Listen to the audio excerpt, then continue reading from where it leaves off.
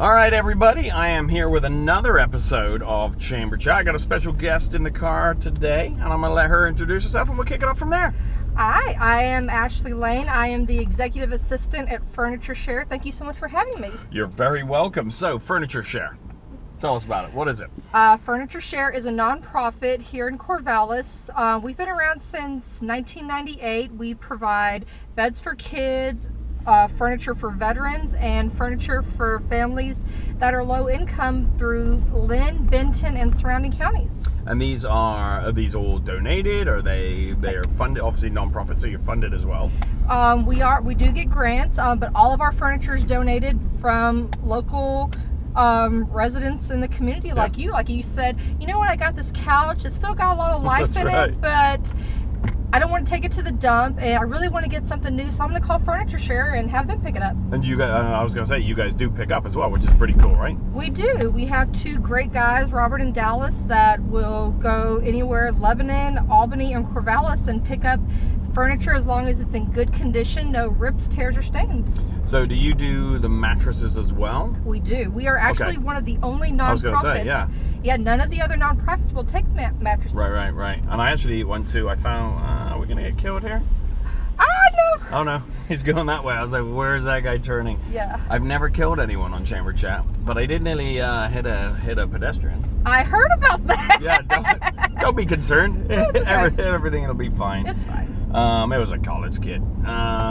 So, I was going to say, we went to, we were dropping off some stuff at Goodwill the other day. Mm-hmm. The other day, it was like months ago. Okay. But one of the things they said was that, they don't take bedding or mattresses anymore. A lot of the risk is bed bugs, but our guys are actually professionally trained to look for bed bugs.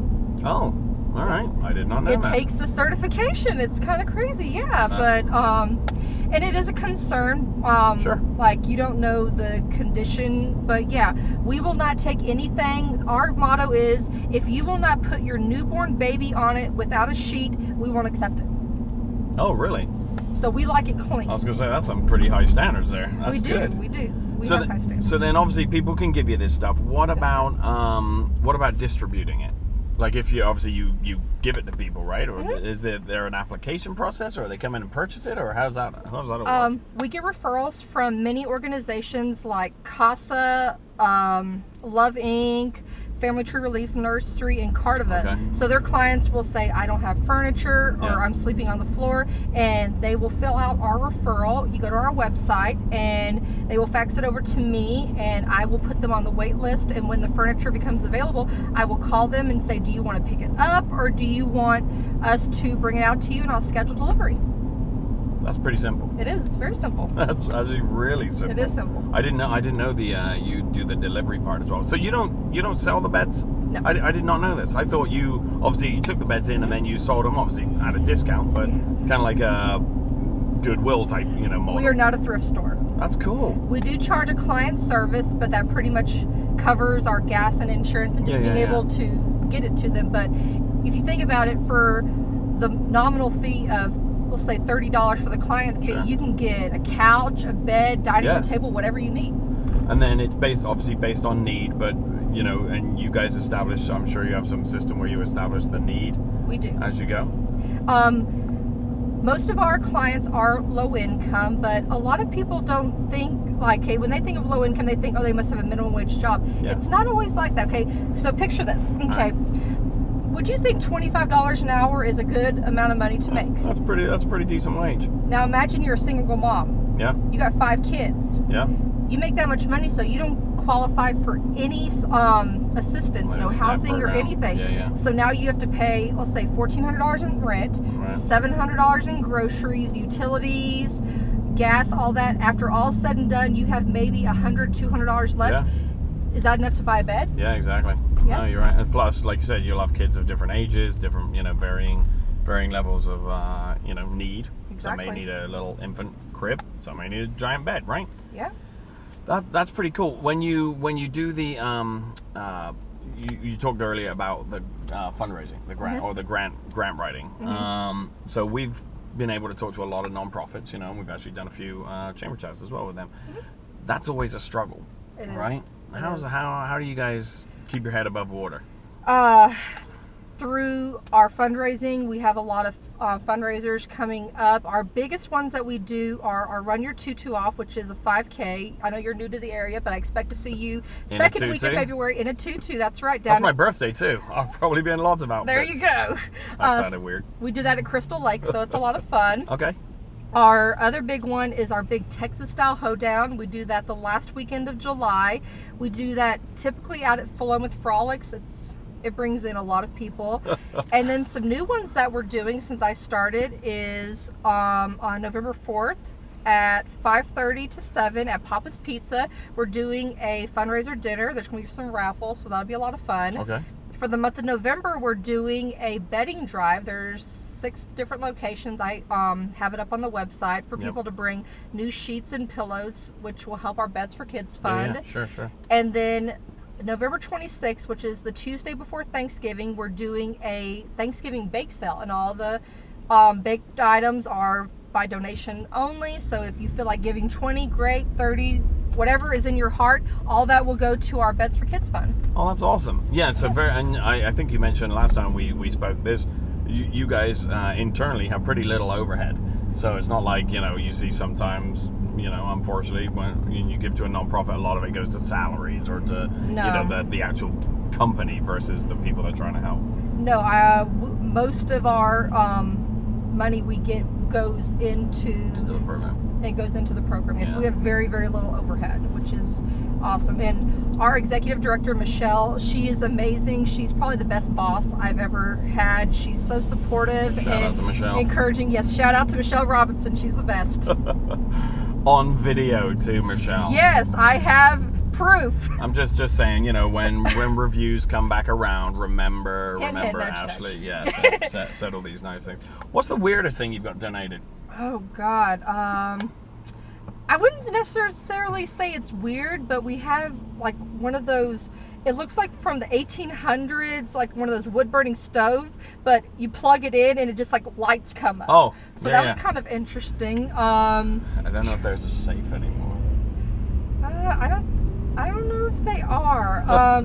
We had it for quite a while because no one's like, because it didn't really have heat. It was more like an optical thing. Yeah. So it's like. I think we had one of those growing up, like in the 70s, when they were less concerned about children's safety. Oh yeah.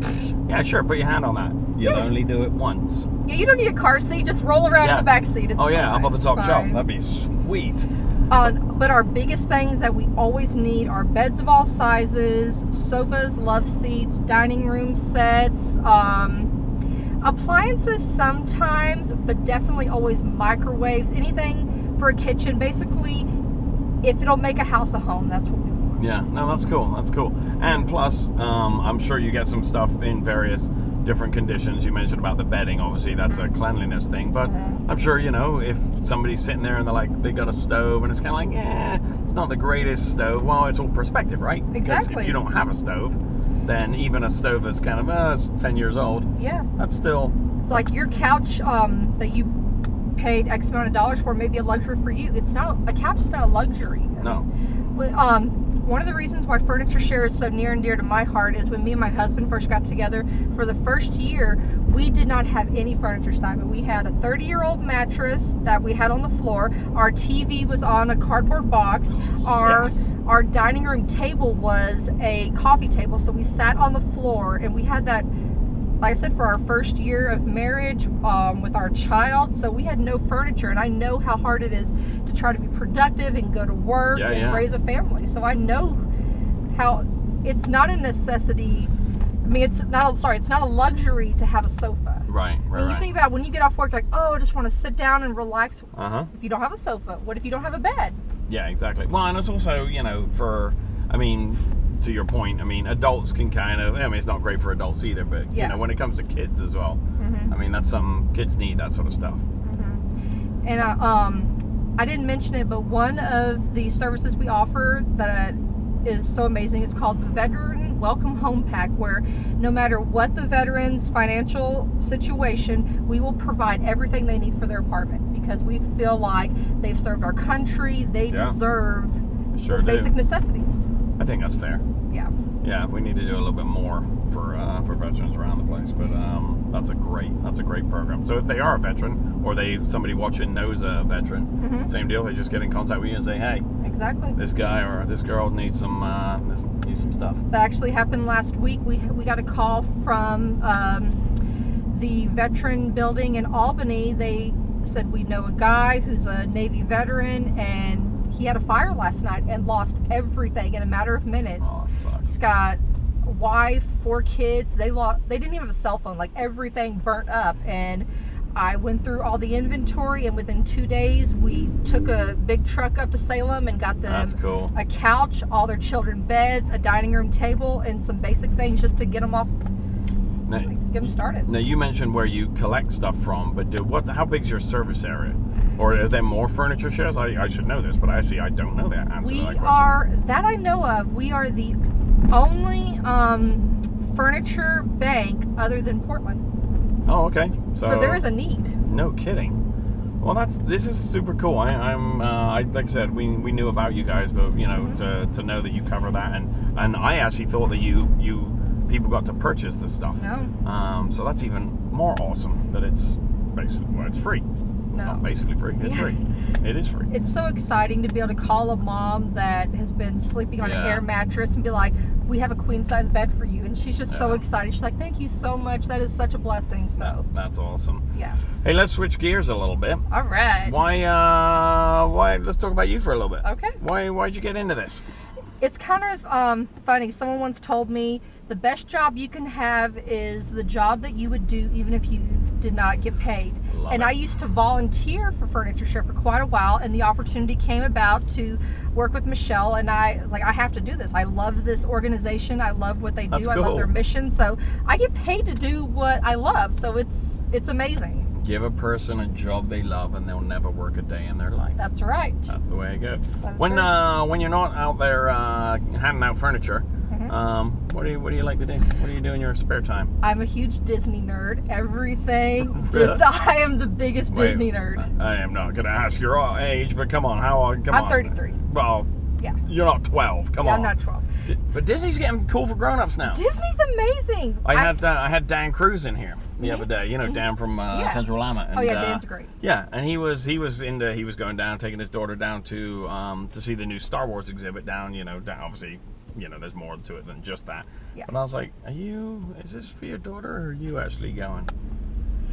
Me, my husband, and my 2 children were huge nerds. I had my wedding was super Disney. We went to Disneyland on our honeymoon. Really?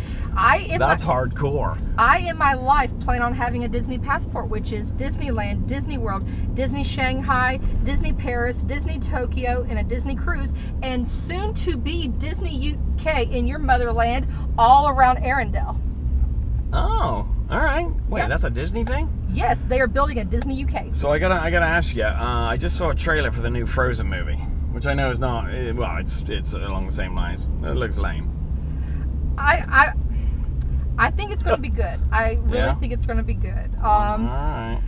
I think it's going to be a different twist than, because Frozen itself was very different than a lot of the Disney movies that, like, you know, the girl needs saving by the man. It showed that a girl, she doesn't necessarily need a man. She needs her sister. She needs the family support. Yeah. And this is it's kind of funny. My niece is a bit of a conspiracy theorist when it comes to Disney. Yeah. And she thinks that it's going to show that Anna has powers, not just Elsa. So that's going to be interesting to see. Every Disney movie has a depressing story to start with for the kids. It's like usually they lose a parent or parent's something. dead, or you know, like even the Lion King. Oh, speaking of Lion King, what do you think of the Lion King? Have you seen the new one? I did. I love it. My husband hated it. We're watching it at the same time. Like, oh my god, it was so good, and just see how like the animals move. He's like, this sucks. This is basically a shot-by-shot remake. I'm like, no, it was good. Is it not? Because I haven't seen it, but I get the impression that's it as well. Is it? It's the same story. I mean, it's the same story, but they add a little bit different. Like, It's like, wow, why is Scar so mad? And you find out, like, oh, there's a little bit something. I feel like they could have played on it more, but Timon and Pumbaa have a much bigger part. They have a lot more comic back and forth. Like, it really shows Seth Rogen, and I never remember the guy who plays Timon in the live action, but they really go, like, back and forth, so that's really good. You're like a serious nerd. I am. I'm a nerd. This is like crazy Disney nerd. Uh-oh, I feel like we made a bad decision here. I think you're going to need to back up, sir. Hell no, we can get through there. But Toy Story 4, have you seen that one yet? No, but that is actually one that I am genuinely interested in seeing. It's hilarious. And it's the end. That's the last one, right? Oh dear God, I hope so. Isn't it? Yeah.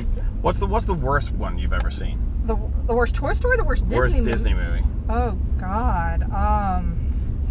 That's a hard one because I can find something good, like a silver lining in all of them. It's got to be something. Well, or maybe the most disappointing. Maybe it wasn't bad, but it was like, Big Hero 6, I wasn't that into. I didn't like the Alice Through the Looking Glass. Okay. The Tim Burton one. Yeah. I felt like, leave good enough alone. Is it fair to say you've seen nearly every Disney movie? Almost every single one. Dang. So I used to work for Hollywood Video, right? Way back in the day. That's how. That's an old word. Oh man, it Blockbuster Hollywood Video. That's big. Yeah. So we were only allowed to watch. When you walk in and you have the TVs going and stuff. Yeah. You're only allowed to watch Disney movies or musicals. Yeah. So there's only so many times you can watch like Lord of the Dance and Riverdance and stuff, right? Yes. So you end up watching. And back when I was doing it, it was like Hercules and Mulan and Little Mermaid had just got re-released on video, stuff like that, on VHS back in the day. So in that like 90s era, I memorize those movies even now. Like, oh God. What's your favorite princess? Mulan. Really? And she's not really a princess, I know, but she was the first one, to your point earlier, about when I was like, this is somebody who I would like my daughter to watch this. Yes. Because it's not only just her being tough, a lot of the Disney princesses are, but it's actually where she's actually inserted into a man's world, right? Yeah. So I love that story. I thought that was super cool. And see, mine is Beauty and the Beast. I love Belle because she was a little different. She was the square peg in the round hole. She didn't want to settle down. All that she wanted, as she said, I want adventure in the great wide somewhere. I want to do something different. So Halloween's coming up. I'm gonna guess your kids dress up as Disney characters. Is that? We do a group costume every year. This year we are doing Toy Story. So I've got Buzz and Woody. I am a Pizza Planet delivery driver, and my husband is Forky. Last year we were Avengers. The year before that we were Suicide Squad. The year before that we were Star Wars. We do it big every year. So you're gonna have to send me the picture of. Do you have the outfits already, or that's just the idea? I feel like you pre-prepped, right? You've been working. Oh, I'm already planning for next year. What are you going to be next year? Next year, my husband's going to be a doll collector. I'm going to be a creepy doll like Annabelle from The Creation, and my two boys are going to be ventriloquist dummies. Okay. All right. Wow, you put some thought into this stuff. I do. So when you're not nerding out at being a Disney person, what else do you like doing? I'm pretty low key. I mean, I love to travel. It's on my bucket list. I think I've mentioned it to you before. I want to go to London and I want to travel the map of the Canterbury Tales, like Bath and all up through there. I grew up like 10 minutes from Bath. I know you mentioned that first time I met you. Yeah, it's a super cool area. So no, anytime I get a chance to travel, I find we go to California a lot. I've been 2 or 3 times in the last couple of years, and then next year for our big vacation, we want to go down to San Diego. Nice. And we're actually taking our nanny because her family lives in Rosarito, Mexico. Yeah. So we're going to go down to San Diego for a few days, and then we're going to go across the border so she can see her family. Oh, that's very cool. Yeah. All right, so every time at Chamber Chat, I'm sure you've studied hard on our I'm speed prepared. round. Are you ready to roll? I'm ready. Let's do this. Okay, I might change some questions up for you though. I don't know. This is kind of a weird one, but let's start with a standard one. Okay. Bucket list. Where's the best place you've ever been? Best place I've been, or best place I want to go? Been. Well, of course, Disneyland. Duh. Which one? California. Is it better than the Florida one? Disneyland is more easy to do because it's like the distance of maybe a couple of 100 yards from one to the next, whereas Disney World you need a week because you have to get like on a tram to go to the next one. Like you physically can't like just walk from one to the other, so it's more time intensive. But Disney World's great. I mean, I went there when I was 12, so it was a lot of fun. Favorite or bucket list place not including the word Disney that you would like to go? Phuket, Thailand. Have you know Ben Danley? Oh, so Ben, Ben's he did a chamber chat with us as well, and oh, excuse me, he's a Thailand fan. Nice. The whole Southeast Asia, he wants to go. Why do you want to go there? Wait, wasn't that the place that got like wiped out 10 years ago or something? Was that the place? Phuket, yeah, Phuket did. Yeah, the tsunami. whole place. Yeah. The reason I want to go is, other than being a Disney nerd, in another world, if I could have the smarts and the ability, I would be a pachyderm zoologist. So I'm obsessed with elephants. They are my spirit animal. I love them. I love how smart they are. This is the most bizarre chamber chat I've ever done. This is great. Thank you. I hold that honor. Yeah, that's a compliment, by the way. No, I love elephants. And you know, when one elephant dies, they go down to the water hole and they mourn. And they're very much they're a pack animal tribe. Like, that's how they parent. It's like, if you have a child, you don't have to worry about like, oh, are they okay? Because there's so many other elephants around to make sure that they're going to be safe. And Phuket, Thailand has an elephant sanctuary where you can go, and for I think it's 5,000 baht or something like that, which is the equivalent of like $50 American, you could go there all day and you get to walk them down to the watering hole and you get to bathe them and feed them, and it's just a magical experience. Also, it's one city in Thailand. You got to be careful on the pronunciation. Oh yes. It's not phonetic. It is. Yeah. Be careful with that one. Yes. Favorite food? That is sushi. Oh yeah. I love sushi. Are you a roll person, or are you kind of like lay the fish on the top, or? I will take nigiri, I will take rolls, I will take anything, but I'm not a big wasabi fan. I can't do the spice. Okay. But like eel roll, you cannot go wrong with an eel roll. That's good. I'm trying to find good sushi in the town. Not that I've had bad sushi, but Momiji's. Is it? In Albany. It is so good. Go on Monday, they have $1 nigiri. That's a win. I know, right? We went to, you know what was great? My kids love sushi. Mm-hmm. They love it. But what's even better as well is that we've been to like some nicer, when we lived up in Portland, you know, some nicer sushi restaurants there. I'm sure. They love Sushi Train. They don't care. Like the 50-cent dollar plates, and we're like, this is perfect because you like sushi. It's not terrible sushi, but it's, you know, it's not exactly the greatest sushi in the world. It's not custom by any means. But they plow it down. I'm like, right on, and it's not costing me an arm and a leg either. That's actually dangerous, especially if you have portion bias, because it is so easy. The first time I did that, I'm like, oh, I want to try this. Next thing I know, it's like $30 because I've had so many plates. No kidding. What about, what's the worst thing you've ever eaten? Oh, God, probably liver. And that's really hard because I'm from Texas, so like liver's kind of a staple, but I don't like gizzards, I don't like liver. No? Was it like some childhood flashback you just had? Yeah. Was that what it was? What is the biggest lie you've ever told your kids? The biggest... Wait, how old are your kids first? 10 and 4. Oh, okay, so I don't want to ruin it. Yeah. No, I kind of do. You kind of do? Yeah, come on. Oh, gosh. See, that's a new question. You can't prep for that. Yeah, you really can't prep for that. I was like, the biggest... Okay, I'm actually going to switch it up on you. The biggest lie I was ever told as a kid. Oh, okay, go on then. Okay, when I was 9, I woke up Christmas morning and my parents had forgot to set up for Santa Claus. So they tried to convince me that Christmas had changed to the next day. You have the worst parents ever. I know. Well, how did they forget?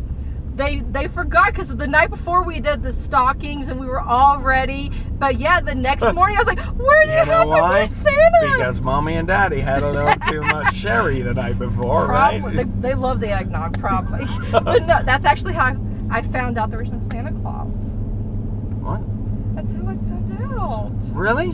Because after a while, I was like, no, there's no way. Because I even showed them on the calendar, like, okay, actually, we got to talk to you. Wow. Yeah, it That's was traumatic. It was very traumatic. You were 9? I was 9, so now I told my husband, I don't care if my kids are 18. If they still believe, let's rock it. Let's do it. Heck yeah. It makes Christmas better. Do they still believe? Oh, yeah. My children are special needs. Oh, okay. Yeah, they're autistic, so. Oh, all right. I have an autistic daughter as well. I think I told you that. Yeah. Did I tell you that? Yeah. Yeah. That makes things even cooler sometimes. It is. And it's a challenge. Everything's just magical. Yeah. That's good. Do you mainstream them in school, or are they maybe need some help, or how's that work? They are about 70% special classes and about 30% mainstream, which is good because they're with other kids that are mentally on the same level. Yeah, that's cool. If they act out or have their little quirks or whatever, kids aren't like, oh my God, what's wrong with them? Yeah, with our daughter Ruby, she's 12 now, so she's. I always hate the term, high functioning, because it's not a true representation. Yeah. But it's or it tends to sort of smush them all together. But I always say, you wouldn't know she's autistic until you know, and then you will really know. Trust me. But we mainstream her the whole time. But now, she's 12, and 12-year-old girls are a pain in the butt anyway. Yes. Right? So it's, you do, to your point earlier about she was always the quirky little kid, and now it's kind of like, hopefully with the new school and everything, people just treat her like she normally is. And I love the fact that you say mainstream, because I hate it when people say normal or regular. Oh, yeah. I hate that. Yeah. They're like, are your children normal? I'm like, what's normal? Yeah, I know. Yeah, like my son is 14, right? And he's a gigantic pain in the butt sometimes. And he's normal, but I'm like, sometimes I don't want normal. Yeah. Because normal is, that's what my tattoos on my arm say, different, not less. Yeah, sure, they're different, right? Yeah. That doesn't make them any different than any other kid. Nope. They just have a harder time with some stuff, right? What is, when you were 4 years old, 10 years old, same age as your kids. What did you want to be? I don't know if you wanted to be a marketing manager for a furniture share, but and you can't say Disney princess. I'm not accepting that as an answer. When I was Toby's age, so probably around 4 or 5, I wanted to be an actress. Of course, I wanted to be in the movies. All right. My dad raised me with strong beliefs and appreciation in cinema. I am, as I call myself, a cinephile. My husband said that sounds like a dirty word, but it just means that I am really into movies. I love, like let's say me and you went to a movie. You'd be like, oh, that was a funny movie. I would say, you know what, I really feel like the director could have done a different way. Oh, you're one of those annoying types? Yes, I will annoy the crap out of anyone with movies. Yes, I break it down. Yeah, what's your favorite movie? Not Disney. You see, you can't even say that. You have to go by genre.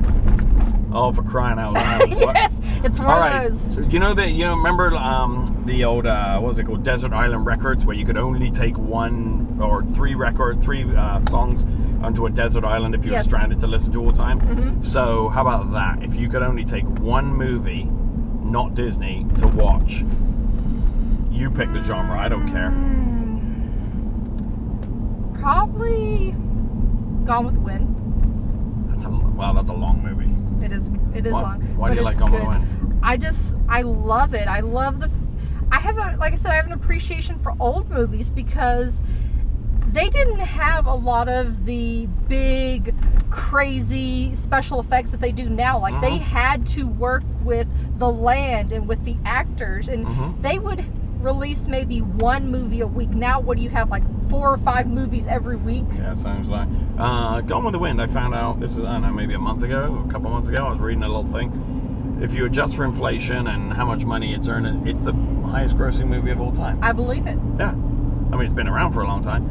Hattie McDowell was the first African American person ever nominated for an Oscar, and she was not able to go to the award show. Yeah. And Gone with the Wind, not great for women's rights either. It was not great for women's rights. Not a good suffragette movie. No. So if people want to get a hold of you guys, because we're getting to the end of our little chat now. Shoot, we could go on forever. Yeah. I'm loving that. Yeah. I'm liking the movie tour. We should do another one just about movies. I feel like we should. Like Ebert and, what's his name? Ebert? Siskel and Ebert. Siskel. We'll be the new Siskel and Ebert. There you go. We'll review movies. If they want to get a hold of Furniture Share in general, or you specifically, or how do they do that? You can go to FurnitureShare.org and find out more about us. To help us be sustainable, being a $20 monthly donor, what I tell people is for the cost of one large coffee a week, they can provide 4 children a year with a bed and bedding. Right there, that's good enough. Or if you want to donate some furniture, you can give us a call at 541. Oh, that's right. 541. She's new. It's okay. 541-754-9511, and come support us at our different fundraisers that we're doing, and we're in Southtown near the airport. Come check us out. Awesome. Well, thanks for spending time with me. Thank you. This was cool. It was cool. Thank you for talking Disney and movies with me. No worries. And we squeezed some furniture in there as well. We did a little bit. Yeah. We will see you on another episode of Chamber Chat. Bye. See you later. Bye.